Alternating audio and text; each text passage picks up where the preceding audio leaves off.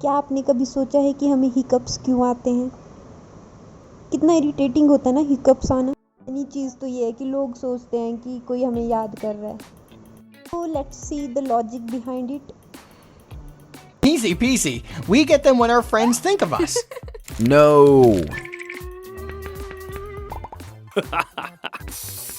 We get hiccups mainly because of our diaphragm. Diaphragm is a dome-shaped muscle between our lungs and stomach. It generally works perfectly. Just like me, right? Nah. Huh? When we inhale, our diaphragm contracts, helping us take in air into the lungs. When we exhale, it relaxes, helping us give out air.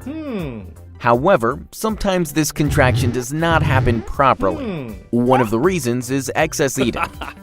Eating too much too quickly causes our stomach to swell, causing discomfort to our diaphragm. Due to this, our diaphragm contracts irregularly in a jerky way, making us suck air suddenly. This air rushes through our voice box, making the vocal cords to close suddenly, creating a hiccup. These are some natural way to get rid from hiccups. I hope you like it. Bye bye.